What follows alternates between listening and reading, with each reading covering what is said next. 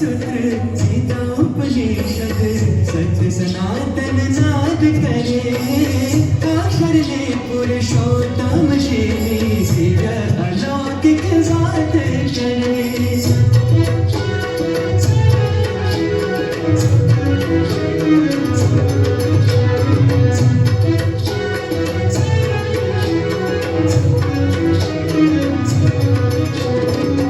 ब्रह्मसूत्र गीतोपनिषद सत्य सनातन नाद करे अक्षर ने पुरुषोत्तम श्री सिर अलौकिक बात करे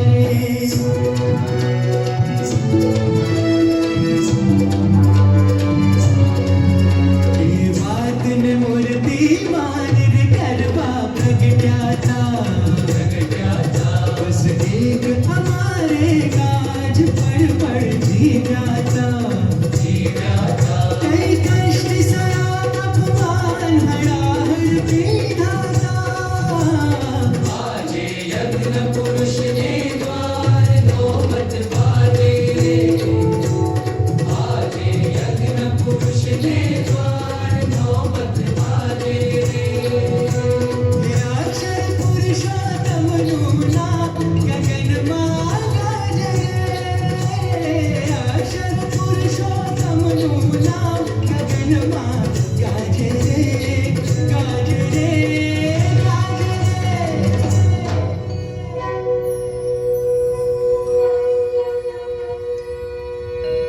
ब्रह्म प्रकटं परब्रह्म नमाम्यहम्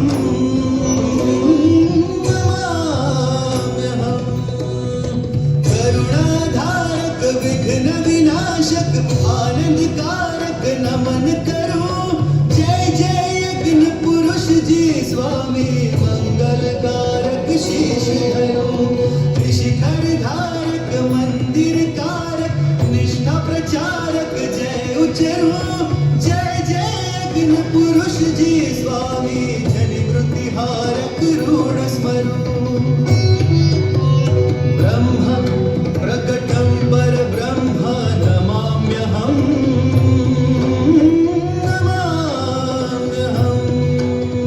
ब्रह्म प्रकटं परब्रह्म नमाम्यहम्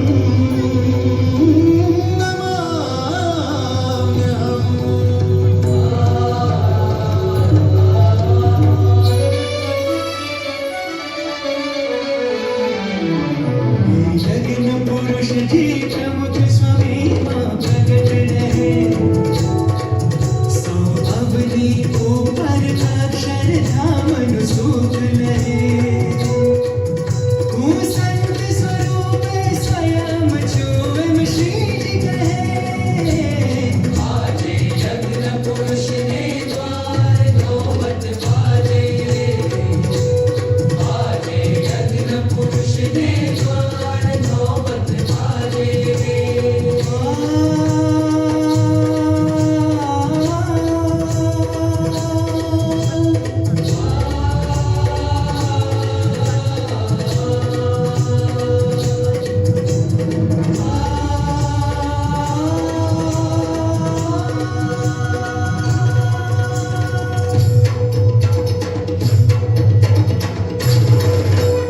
उपासना चह दिश फैलावे ऋण चुकवीशु आपनो ऋण चुकवीशु आपनो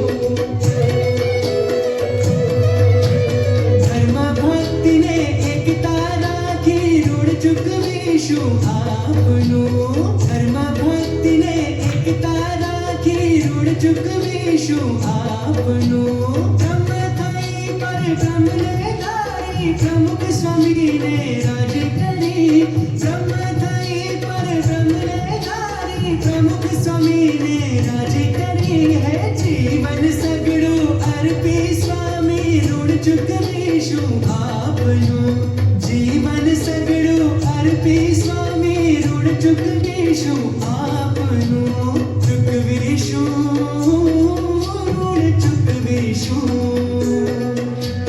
चुकवीशु चुकवीशु आजे यज्ञ पुरुष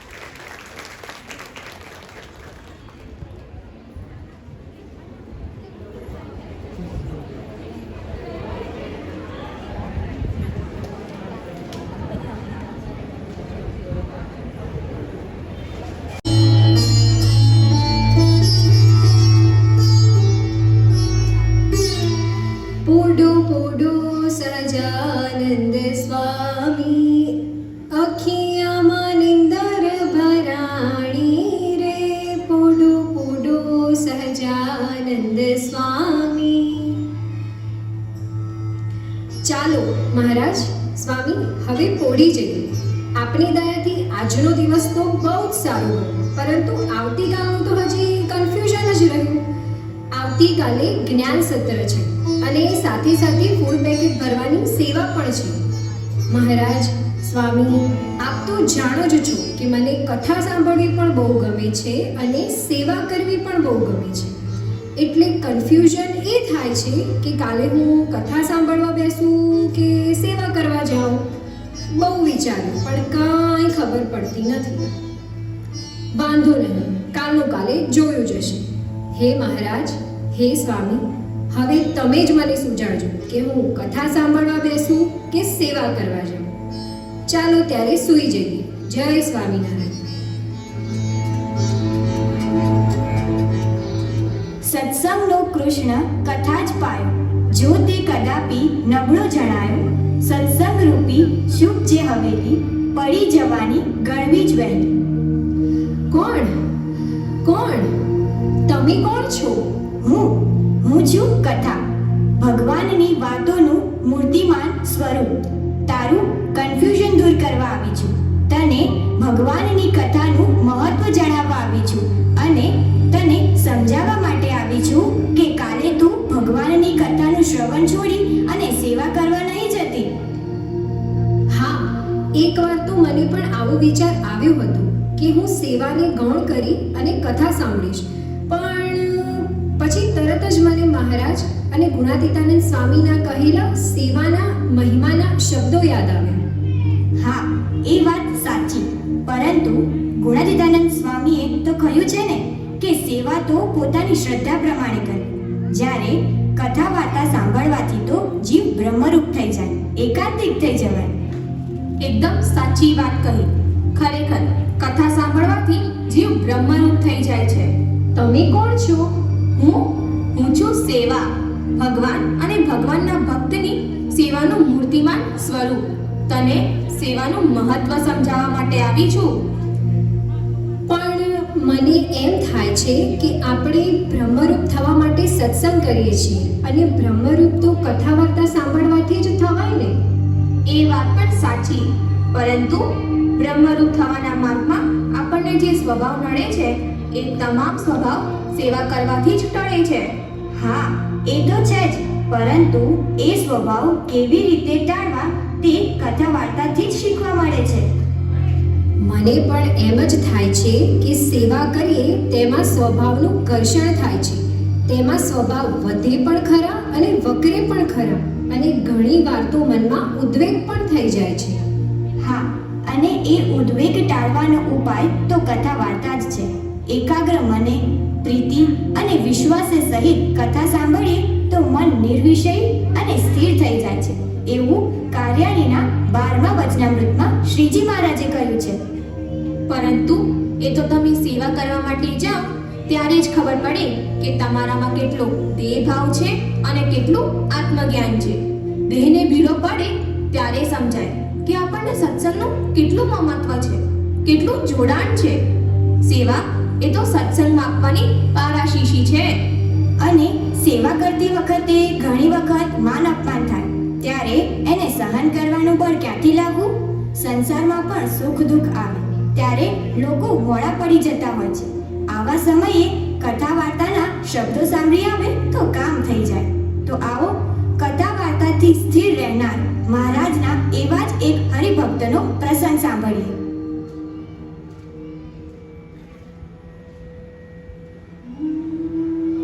જય સ્વામિનારાયણ. જય સ્વામિનારાયણ. ઓહો, તમારામાં આટલું બધું તેજ છે. તમે તો અક્ષરધામના મુક્ત લાગો છો. હા, અમે અક્ષરધામમાંથી જ આવ્યા છીએ. આપનો પરિચય? અમે ખંભાતના સદાશિવ શેઠના પત્ની છીએ. અત્યારે તો અમે શ્રીજી મહારાજના દિવ્ય અક્ષરધામમાં તેમની મૂર્તિનું અખંડ સુખ લઈ રહ્યા છીએ. પરંતુ જ્યારે અમે આ પૃથ્વી પર ખંભાતમાં હતા ત્યારે એ સુખ નહોતું આવતું. હું તમારો પ્રસંગ સાંભળવા માટે બહુ જ આતુર છું. જલ્દીથી મને તમારો પ્રસંગ જણાવો. સારું, તો સાંભળો. અમે ખંભાતમાં સુંદર 7 માળની 2 નમૂન કલા કોતરણીવાળી લાકડાની હવેલી બનાવેલી, જેને જોઈને દરેક લોકો એમ બોલી ઉઠતા કે ઓહો, આવી હવેલી ખંભાતમાં તો શું, પણ આજુબાજુના આખા પંથકમાં ક્યાંય ન જોવા મળે એવી રમણીય છે. હવેલી બનીને તૈયાર થઈ ગઈ અને તેના વાસ્તાનો પ્રસંગ આવ્યો. તેથી શેઠ ગોપાળાનંદ સ્વામીને આમંત્રણ આપવા માટે વડોદરા ગયા. પરંતુ ગોપાળાનંદ સ્વામીએ શેઠને કથા વાર્તા સાંભળવા માટે 15 દિવસ સુધી વડોદરા જ રોકી લીધા. અને આ બાજુ ખંભાતમાં અમારી હવેલીના વાસ્તાની તૈયારીઓ ચાલી રહી હતી. તેમાં એક દિવસ કોઈ કારણોસર હવેલીમાં આગ લાગી. મારી નજરની સામે એ આખી લાકડાની હવેલી બળીને રાખ થઈ ગઈ.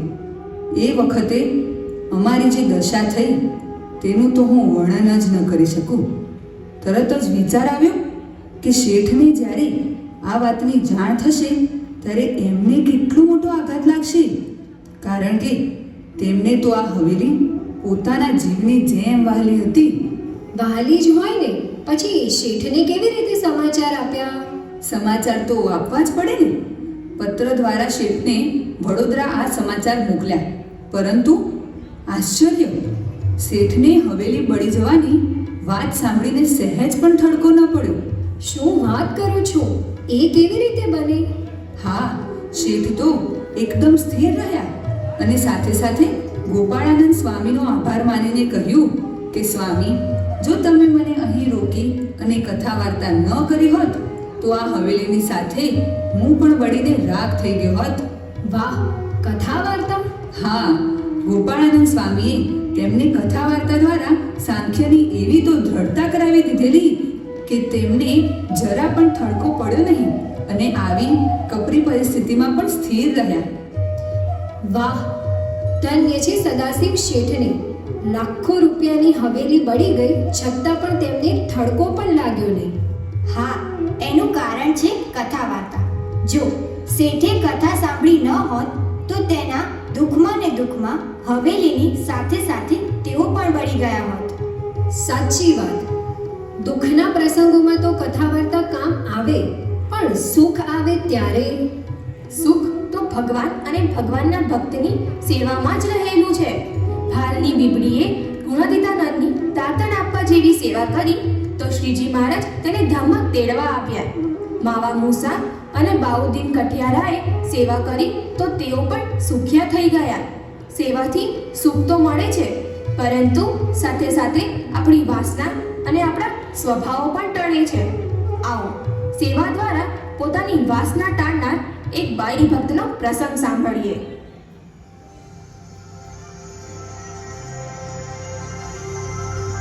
જય સ્વામિનારાયણ. જય સ્વામિનારાયણ. મારા અહોભાગ્ય કે આજે તમારા જેવા અક્ષરધામના મહામુક્તોના દર્શન થયા. આપનો પરિચય? હું જેતલપુરની ગણિકા. શ્રીજી મહારાજે અલ્પ સેવા કરાવીને મારો મોક્ષ કર્યો અને અત્યારે અક્ષરધામમાં મહારાજની મૂર્તિનું અખંડ સુખ લઈ રહી છું. આપનો એ પ્રસંગ આપના મુખે સાંભળવા માટે હું ઉત્સુક છું. શ્રીજી મહારાજે દબાણમાં યજ્ઞ કર્યો હતો. તે વખતે તેઓ ગામમાં દરેકને ઘઉં દળવા માટે આપતા હતા. મેં તેમની મૂર્તિના દર્શન કર્યા અને તેમાં ખોવાઈ ગઈ. મને પણ થયું કે હું પણ ઘઉં દળી અને મહારાજની સેવા કરું.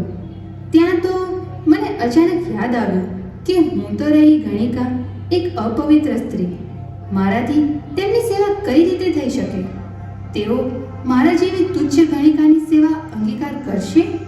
એમ વિચારતા વિચારતા હું મહારાજની મૂર્તિમાં ખેંચાઈ અને તેમની પાસે પહોંચી ગઈ અને વિનંતી કરી કે હે મહારાજ, તમે મને આ ઘઉં દળવા ના આપો. તો મહારાજે શું કહ્યું? મહારાજ તો દયાળુ છે. તેઓ તો અનંત જીવોનો મોક્ષ કરવા માટે જ પૃથ્વી પર પધાર્યા હતા. મહારાજે મને ઘઉં દળવા માટે આપ્યા, પરંતુ એક શરતે કે એ ઘઉં મારે જાતે દળવાના.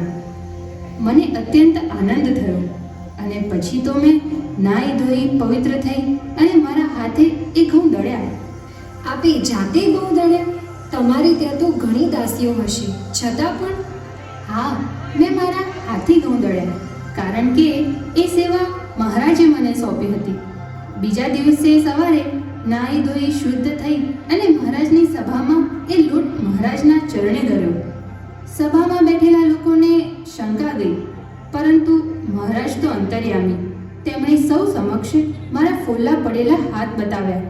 મારી આવી અલ્પ સેવાથી શ્રીજી મહારાજ અત્યંત રાજી થયા અને કહ્યું, જા, તારું મુક્તાનંદ સ્વામી જેવું કલ્યાણ થશે. વાહ, મુક્તાનંદ સ્વામી જેવું કલ્યાણ!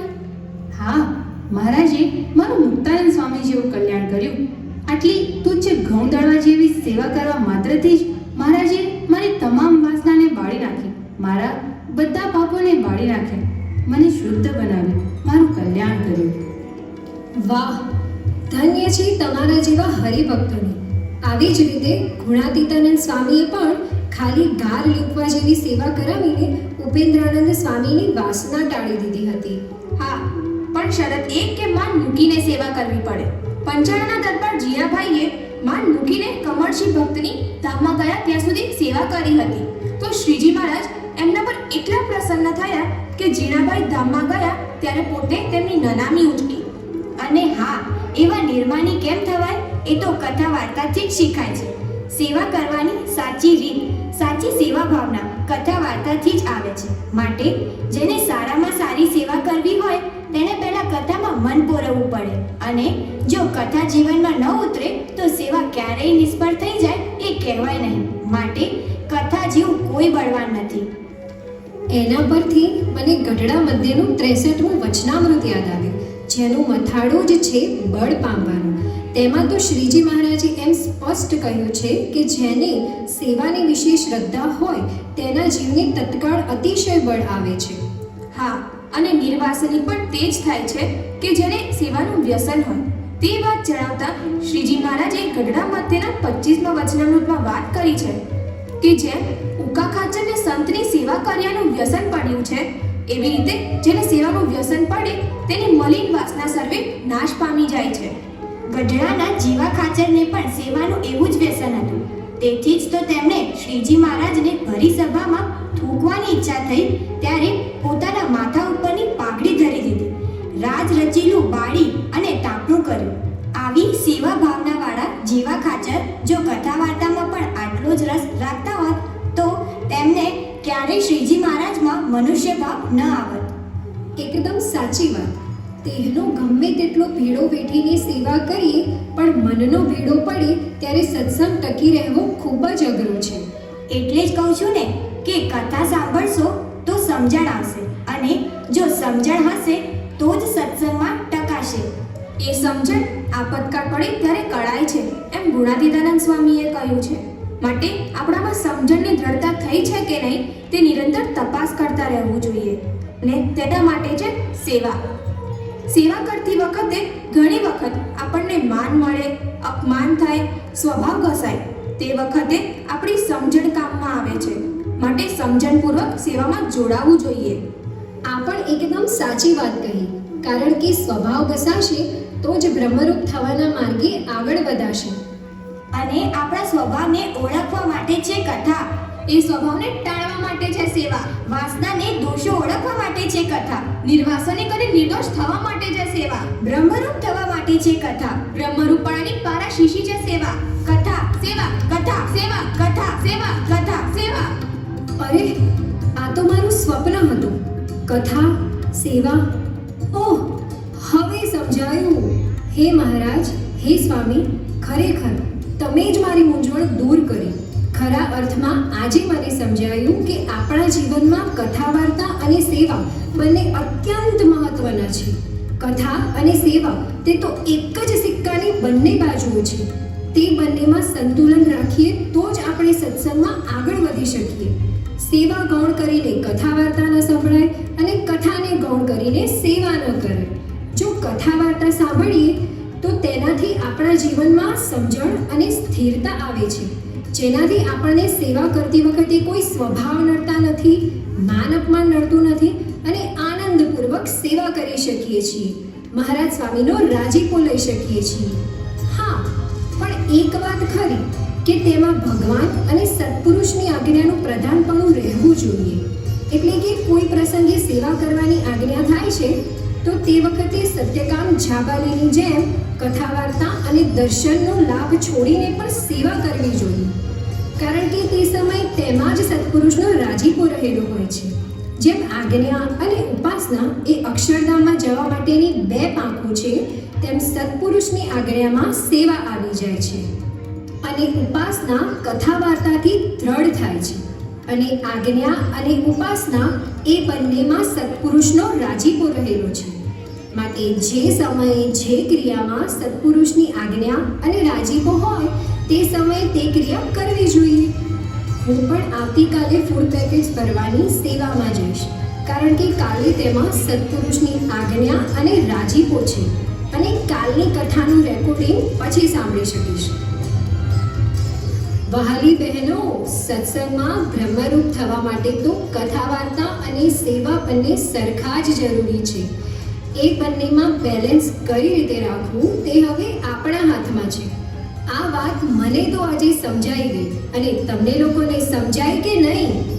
જય સ્વામિનારાયણ.